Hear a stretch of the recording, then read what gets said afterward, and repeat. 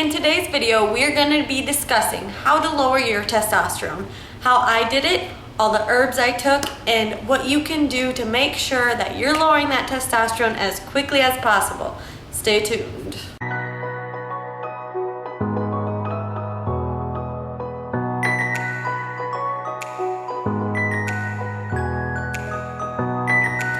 Hey everybody, and welcome back to Stronger Than PCOS, where we overcome PCOS one positive thought at a time.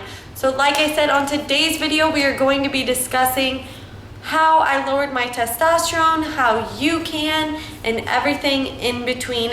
Be sure to stay tuned till the end for some new facts I learned about PCOS. And in my whole 10-year journey, I never knew these things. And in fact, some of these are new studies and I think are very vital, and every girl with PCOS should know them. Quick disclaimer real quick, I'm not a healthcare professional, a doctor, or a certified anything. This is just my personal experience and research that I have done personally. So feel free to go do your own research and find what works for you. So this is just me sharing my journey.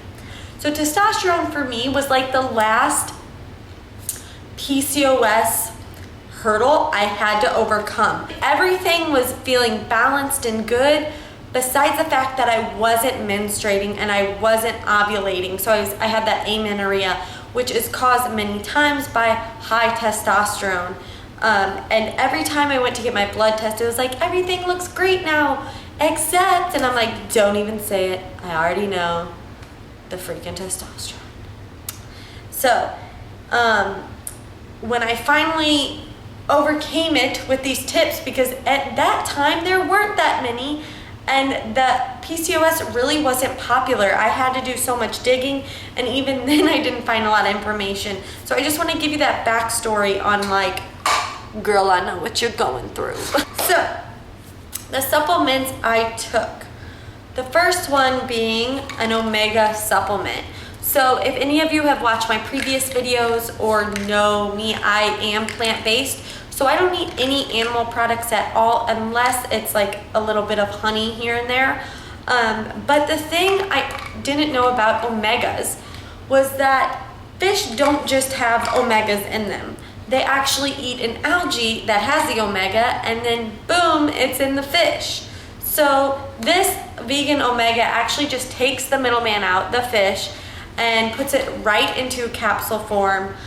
Another thing I really like about this brand in particular is I did a lot of researching and a lot of digging, and this was the only one I could find that did not have the ingredient carrageenan in it, which is like a thickener as far as I know, and it is known to have to inflame your digestive system. So it can have some inflammation effects on your digestive systems when you take it. So with us having PCOS, or really anyone, we don't need those effects. So that's why I really like this brand in particular. I've been taking it for many years now, ever since I have turned to a plant-based lifestyle, diet, whatever you want to call it. But omegas have been found to help and promote lowering of testosterone and balanced hormones in general. So I highly recommend you get on one, and I was on one when I lowered mine. Next, and this one is like my most important one, organic spearmint tea. So I would take this about a cup to 2 cups in the morning and a cup to 2 cups at night every single day for probably a good year. But spearmint tea has been studied, and it has very potent anti-androgenic effects, which basically means like anti-testosterone. And it's been known specifically also to help hirsutism or excess hair growth on your face. Awesome, I know, right? Thank you, PCOS. But it sounds like a lot, but to just simplify it, I would just boil a big batch of spearmint tea at the beginning of the week. I had a huge pitcher, and I would just pop it in my fridge after making it, and that way I just had some for the week, so I didn't have to make it morning, night, you get it. But it's so easy, it tastes delicious. I will link the spearmint tea that I drank down below, but then I eventually switched to growing spearmint in my garden because it grows so easy, and I would just take fresh spearmint leaves and boil them just like you would the tea. But I will leave the one I drank before I grew it down below. Now, I usually get a few questions about this, so no, you don't want it to have peppermint, and you only want it to be organic spearmint tea. So organic to make sure there's no chemicals in there that can mimic other hormones in our body, and you want it to be pure spearmint tea because that is what the research has shown to be effective. So that is why I recommend that. And for me, like I said, I did that for a year, and when I went in after that year, along with all the other supplements I'm going to be letting you know about, my testosterone was at a healthy, typical level. So next is flax. So you want to get, again, try and be organic, at least non-GMO. I don't think there's a lot of GMO flax. That's beside the point, Hannah. But you want to be taking at least a tablespoon of flax a day. Now, the main thing about flax is the seeds have to be ground up in order for our body to utilize what they have to offer. So just be sure you're either getting the whole form of the flax and you're grinding it in like a coffee grinder and then taking it, you know, smoothies, oatmeal, salads. You can really put it in anything. You can't really taste it. It just adds kind of a thickener, like a thick texture to whatever you're eating. But if you do eat it on its own, it has like a slightly nutty flavor. I don't know. But it's really not that flavorful, so feel free to add it to anything. And you don't have to take just a tablespoon. You can take more than that if you'd like. I would do like 1 tablespoon to a 1/4 of a cup, depending on what I put it on. So if I had oatmeal in the morning, I'd put on that. If I had a smoothie that day, I'd put on that. I just incorporated it in everything. So, but at least a tablespoon a day. And again, they also sell ground flax in the stores.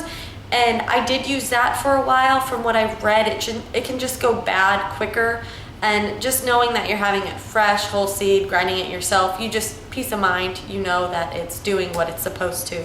So definitely incorporate flax into your daily life. It has been proven to help reduce testosterone, mainly because it goes into our estrogen receptors. I don't know the exact science behind it, but I do know it has just like an estrogenic effect. Don't be scared of it though. It is amazing for you. Okay, next supplement are almonds. It's not really a supplement, it's more like a food, but supplements are kind of food, so you get it. But I did not even know this. I actually researched this as of lately and saw that almonds, they're now saying help decrease testosterone. That, and I think walnuts as well. Don't quote me on the walnuts, but I know for sure almonds. And it's just funny because I naturally love almonds. I'm drawn to them. I love them, again, over oatmeal, on smoothie bowls, in salads. I can eat them plain as a snack. It's just, they are so, so, so good. So they have also been proven to help reduce that testosterone. You just want to be sure that you're eating it in its raw form, raw almonds, or you can even like boil them if you'd like them softer, or soak them overnight. But I will get to the reason why you don't want them dry roasted at the end of this video. Next supplement I incorporated was a vitamin D supplement.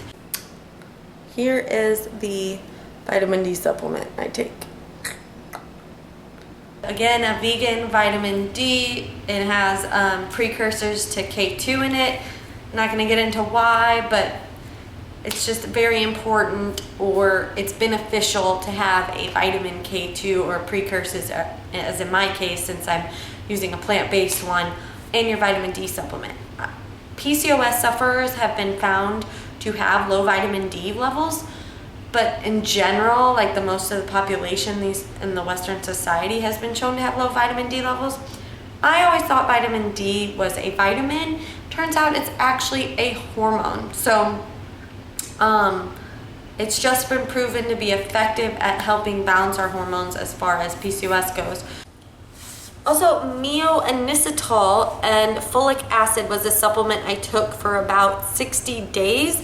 Myo Inositol has been found, I don't even know if I'm saying it correctly, pardon me if I'm not, but it's been found to decrease testosterone as well, and it's just a lot of times also has folic acid in the same supplement.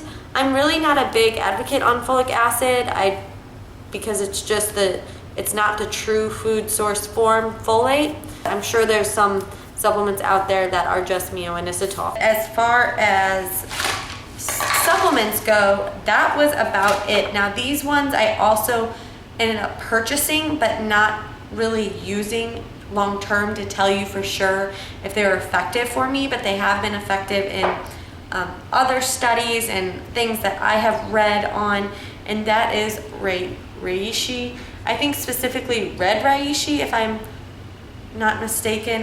Mushroom is great for helping lower testosterone. In fact, in like Japanese medicine practice, that's what they use. It has extremely potent testosterone inhibitors in it when you're taking it. So it's great at lowering testosterone. Another one I had was red clover. I had read about this. It mainly has like pretty potent estrogenic effects, and in turn helps you lower your testosterone. But I ended up, I don't think really taking them because they look about the same. Well, this one seems a little lower.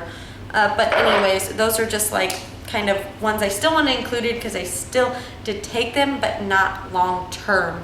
And I will also link some herbs that I didn't take, but I have read over and over again to be really good at lowering testosterone. When it came to me, I just kind of got on a little supplement frenzy and I was getting a little too crazy about supplements. I ended up having like this whole cabinet full of supplements. So I was like, I just need to choose a couple and stick to them and be consistent. And for me doing that, that's why like I stuck to really the Spearmint Tea and the ones I just listed, because those were just the simplest, easiest, and most convenient way for me supplements to incorporate. And I felt like I wasn't overloading my body on all these like different herbs. So that is it on the supplement side. Now, as far as changes in lifestyle, I really had to look at my stress levels and how much I was exercising, because I was over-exercising. Like just boom, I was over-exercising. There's no way else to word that. I was running, my main job was labor intensive, and then I was also working out on the side. I just had it in my mind that working out was something that, you know, helped your body heal and it helped you stay fit and healthy, and it definitely does.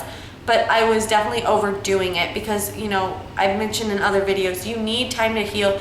Your body can't just always be repairing down. I just kept my exercise to walking and just staying active in general, just like always doing something. But I never did intense exercises. Intense workouts are just going to really set you back as far as trying to decrease that testosterone. That's not to say that never do them. I'm just saying if you are in your journey of really wanting to decrease your testosterone, that's something that should be on your mind, in my opinion. And that's something that I had to eventually accept and really implement into my life, was just cutting back and letting my body rest.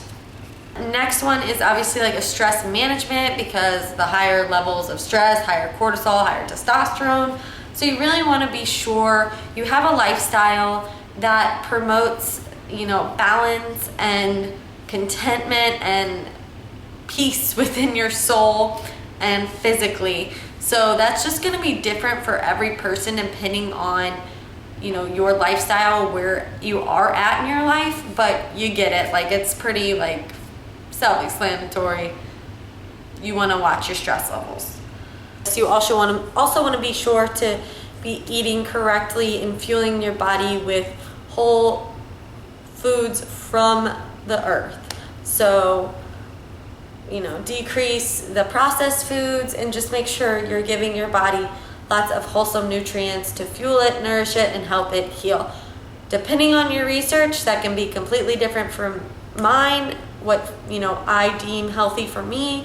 But for me, it's a clean, plant-based eating lifestyle. So, how long should you expect to see changes and see effects of these supplements and lifestyle changes? You want to give your body, anywhere from 6 months to a year to be completely balanced. You did not get this way overnight, and your body can't just heal overnight. It needs time, it needs patience, and it all depends on your lifestyle. So it's going to be different for everyone. I'm just giving a general timeline of what to expect, and realistically what was true for me.